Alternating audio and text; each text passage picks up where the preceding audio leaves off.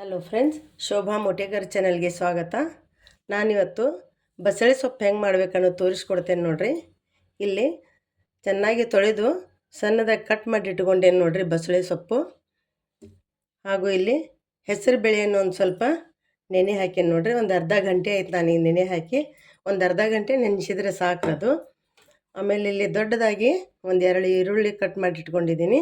ಒಂದು 4 ಮೆಣಸಿನ್ಕಾಯ್ದು, ಜಾಸ್ತಿ ಖಾರ ಇಲ್ಲ, ನಾನು 4 ತೊಗೊಂಡಿದ್ದೀನಿ. ನೀವು ತಂದಿದ್ದು ಮೆಣಸಿನ್ಕಾಯಿ ಖಾರ ಇದ್ದರೆ ನೀವು ಎಷ್ಟು ಬೇಕು ನೋಡ್ಕೊಂಡು ನೀವು ಕಟ್ ಮಾಡ್ಕೊರಿ. ಸ್ವಲ್ಪ ಬೆಳ್ಳುಳ್ಳಿ ತೊಗೊಂಡೇನು ನೋಡ್ರಿ. ಈ ಬಸಳೆ ಸೊಪ್ಪು ಹೆಂಗೆ ಇರ್ತೈತೆ ಅಂತ ತೋರಿಸ್ತೇನೆ ನೋಡ್ರಿ. ಒಂದು ಎಲೆ ಇಟ್ಕೊಂಡೇನ್ರಿ ನಾನಿಲ್ಲಿ. ನೋಡಿ ಇಷ್ಟು ದಪ್ಪ ಇರ್ತೈತೆ ರೀ ಇದು. ನೋಡಿರಿ, ಆರೋಗ್ಯಕ್ಕೆ ತುಂಬ ಒಳ್ಳೇದು ಇದು ಬಸಳೆ ಸೊಪ್ಪು. ನೋಡಿರಿ, ಇದು ಹೆಂಗೆ ಮಾಡ್ಬೇಕು ಅನ್ನೋದು ನಾನು ನಿಮಗೆ ತೋರಿಸ್ಕೊಡ್ತೇನೆ ನೋಡಿರಿ. ಸೊಪ್ಪು ಹಾಗೆ ಎಲೆ ಬಾಯಲ್ಲಿ ಹುಣ್ಣು ಆಗಿದ್ರೆ ನೋಡ್ರಿ, ನಾವು ಅದನ್ನು ಹಾಗೆ ತಿಂದರೂ ಕೂಡ ಬಾಯಿ ಹುಣ್ಣು ಕಡಿಮೆ ಆಗ್ತೈತೆ ನೋಡ್ರಿ.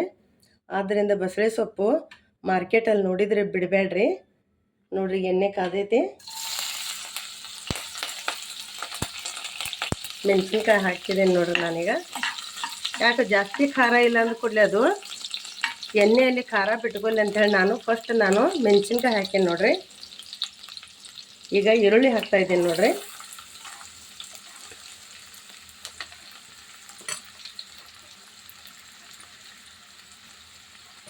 ನೋಡಿರಿ, ಇಂಥ ತರಕಾರಿಗಳನ್ನು ನಾವು ಮೇಲಿನ ಮೇಲೆ ಉಪಯೋಗಿಸ್ತಾ ಇದ್ರೆ ನಮ್ಮಲ್ಲಿ ಇಮ್ಯುನಿಟಿ ಪವರ್ ಕೂಡ ಹೆಚ್ಚಾಗ್ತೈತೆ ನೋಡ್ರಿ. ರೋಗ ನಿರೋಧಕ ಶಕ್ತಿ ಜಾಸ್ತಿ ಬರ್ತೈತೆ ನೋಡ್ರಿ ಮಕ್ಕಳಲ್ಲಿ.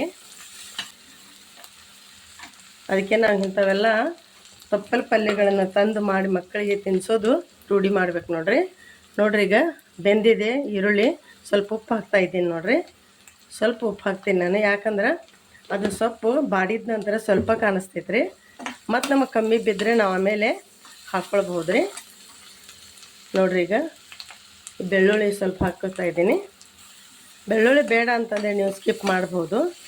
ಆದರೆ ಬೆಳ್ಳುಳ್ಳಿ ಅದು ಟೇಸ್ಟ್ ತುಂಬ ಬರ್ತೈತೆ ನೋಡ್ರಿ ಸೊಪ್ಪಿನ ಪಲ್ಯಗೆ. ನೋಡ್ರಿ, ನಮ್ಮದು ಈರುಳ್ಳಿ ಈಗ ಬಾಡಿದೆ ನೋಡ್ರಿ. ಎಣ್ಣೆಯಲ್ಲಿ ತುಂಬ ಚೆನ್ನಾಗಿ ಬಾಡಿದೆ ಅದು. ಎಲ್ಲಿ ತಪ್ಪಲ ಪಲ್ಯ ಹಾಕೊಳ್ಳೋದು ನೋಡ್ರಿ.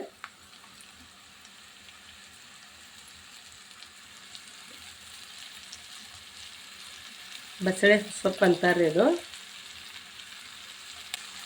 ಈಗ ಇದರಲ್ಲಿ ಬೇಳೆನ ಹಾಕ್ತಾ ಇದ್ದೀನಿ ನೋಡ್ರಿ.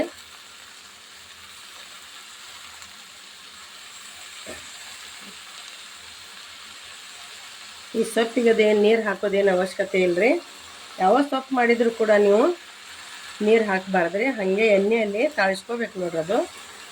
ನಾನು ಈಗ ಇದರಲ್ಲಿ ನೀರು ಹಾಕಿಲ್ಲ.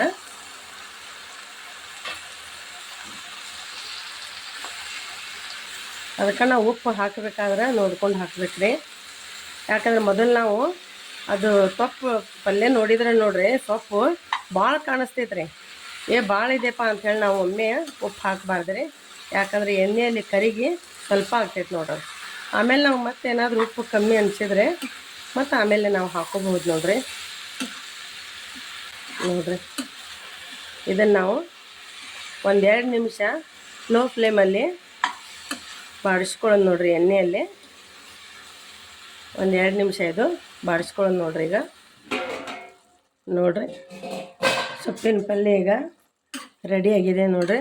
ಒಂದು 5 ನಿಮಿಷ ನಾವು ಎಣ್ಣೆಯಲ್ಲಿ ಬಾಡಿಸ್ಕೊಂಡೇನು ನೋಡ್ರಿ. ನೋಡ್ರಿ, ಈಗ ನಾವು ಇದನ್ನು ತಿನ್ಬೋದು ನೋಡ್ರಿ. ನೋಡ್ರಿ, ಎಷ್ಟು ಚೆನ್ನಾಗಿ ಬಂದೈತೆ ನೋಡ್ರಿ ಸೊಪ್ಪಿನ ಪಲ್ಯ. ಇದು ಜೋಳದ ರೊಟ್ಟಿ, ಚಪಾತಿಯಲ್ಲಿ, ಅನ್ನಕ್ಕೂ ತುಂಬ ಚೆನ್ನಾಗಿ ಕಾಂಬಿನೇಷನ್ ಆಗ್ತೈತೆ ನೋಡ್ರಿ. ಬಸಳೆ ಸೊಪ್ಪಿನ ಪಲ್ಯ ತಯಾರಾಗಿದೆ ನೋಡ್ರಿ. ಈ ರೆಸಿಪಿ ನಿಮಗೆ ಇಷ್ಟ ಆಗಿದ್ದಲ್ಲಿ ನನ್ನ ಚಾನಲನ್ನು ಸಬ್ಸ್ಕ್ರೈಬ್ ಮಾಡಿರಿ, ಶೇರ್ ಮಾಡಿರಿ ಹಾಗೂ ಲೈಕ್ ಮಾಡಿರಿ ನೋಡಿರಿ ಫ್ರೆಂಡ್ಸ್. ಧನ್ಯವಾದಗಳು.